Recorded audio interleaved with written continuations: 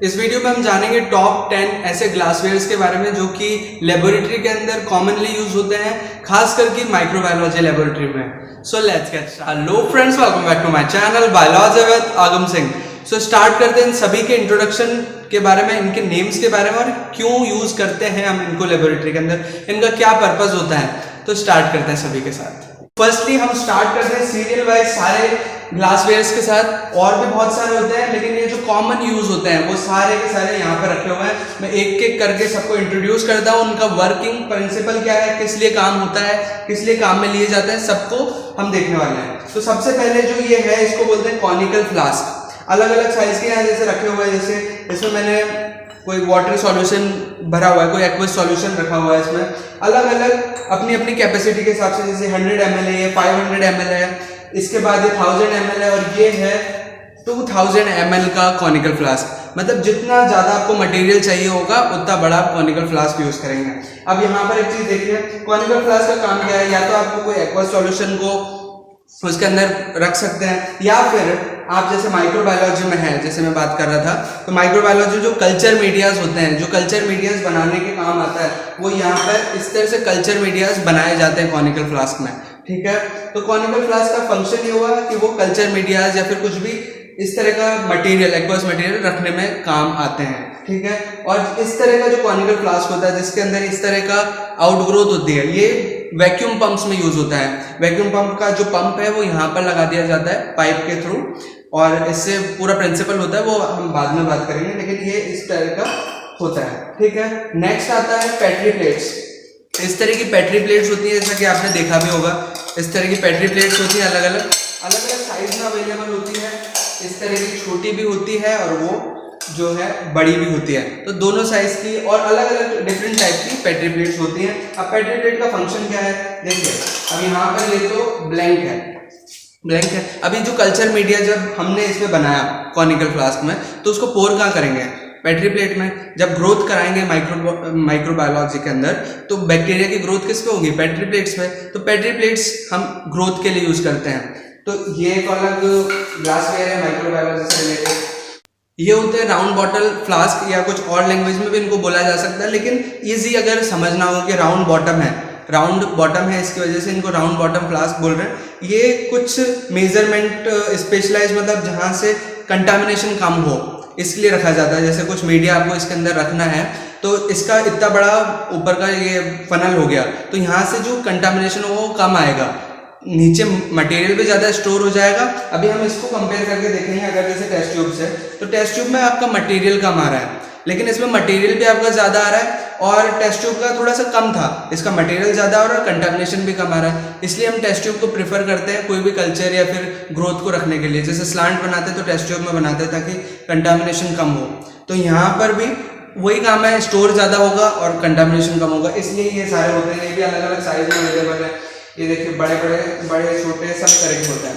इनको बोलते हैं रिएजेंट बॉटल्स। इसके अंदर आप जो भी आपका केमिकल है या जो भी रिएजेंट है वो स्टोर करके रख सकते हैं। इस तरह से ये ओपन होता है। इसमें भी अलग अलग वैरायटी आती है। इस तरह का कॉनिकल भी हो सकता है जिसके अंदर हो, और इस तरह के कैप वाली बॉटल्स भी होती हैं। इनको बीओडी बॉटल्स भी कह देते हैं, बट अगर आप चाहें तो रिएजेंट बॉटल भी कहते हैं, क्योंकि रिएजेंट रखा जा सकता है इसमें। अगला है जो हमारा, वो है ग्लास रॉड्स।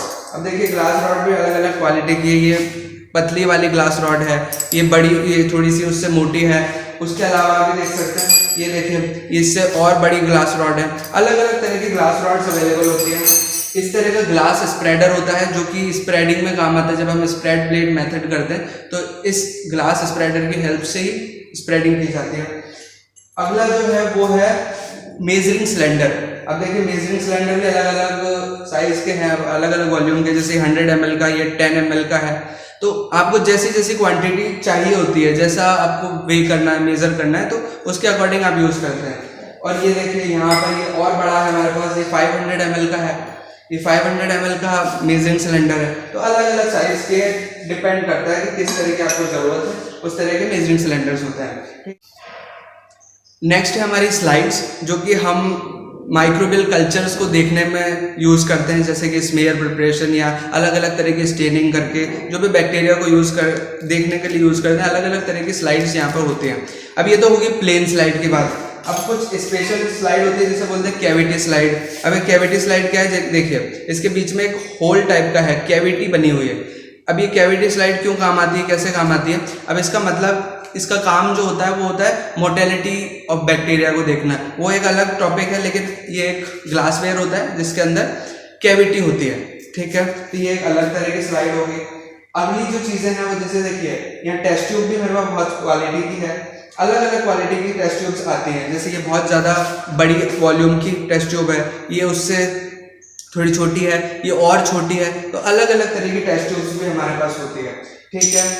अब और इसके अंदर अगर देखा जाए तो इस तरह की सेंट्रीफ्यूज ट्यूब्स होती हैं। ये भी है एक तरह से टेस्ट ट्यूब, लेकिन इनको सेंट्रीफ्यूगेशन के लिए यूज़ किया जाता है। अब सेंट्रीफ्यूज में जो फिट करते हैं सेंट्रीफ्यूगेशन के लिए, तो वो इसी का यूज़ किया जाता है, सेंट्रीफ्यूज ट्यूब्स बोलते हैं, ठीक है। और जो हमारे पास अगली चीज़ है वो है जो कि है बीकर। अलग अलग साइज के बीकर, जैसे 500 ml का बीकर है, इससे छोटा ये 80 ml का बीकर है, 80 और 100 बोलते हैं। तो ये अलग अलग तरह के साइज के बीकर्स होते हैं। जैसे ये 2000 ml का बीकर है, अलग अलग साइज के, आपकी ज़रूरत के अकॉर्डिंग इनको यूज़ किया जाता है।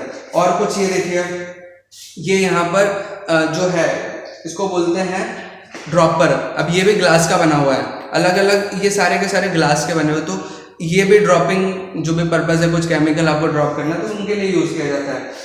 और भी बहुत सारी छोटी छोटी चीज़ें होती हैं, जैसे कि ये जो बंसन बर्नर है, एक तरह से फ्लेम बोल सकते हैं इसको, तो ये भी ग्लास का बना होता है, ये भी काफ़ी यूज़ होता है। अलग अलग चीज़ें आती हैं, माइक्रोपिपेट्स आती हैं जो कि ग्लास की बनी होती हैं। बहुत सारी ऐसी छोटी मोटी चीज़ें होती हैं, लेकिन जो कॉमन चीज़ें हैं, जो कॉमनली यूज़ होती हैं, वो ये हैं सारी की सारी, जिनको माइक्रोबायोलॉजी के अंदर खासकर यूज़ किया जाता है डेली बेसिस पर। तो इनका इंट्रोडक्शन लेना इसलिए इम्पोर्टेंट हो जाता है क्योंकि अगर आप माइक्रोबायोलॉजी में जा रहे हो तो आपको इन चीज़ों के नाम पता होना चाहिए। अगर कोई बोलता है कि भाई ये लेके आओ, वो लेके आओ, तो आपको पता होना चाहिए कि कौन सी चीज़ क्या है।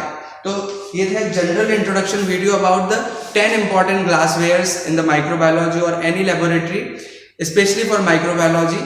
सो आई होप कि आपको ये वीडियो पसंद आया होगा। अगर आपको ये वीडियो किसी भी तरह हेल्पफुल लगे तो प्लीज़ वीडियो को लाइक कीजिएगा और शेयर कीजिएगा अपने फ्रेंड्स के साथ। और अगर आपने ये चैनल सब्सक्राइब नहीं किया है तो प्लीज़ चैनल को सब्सक्राइब कर लीजिए, क्योंकि मैं इसी तरह के वीडियोस लेके आने वाला हूँ। Thank you so much for watching, see you soon.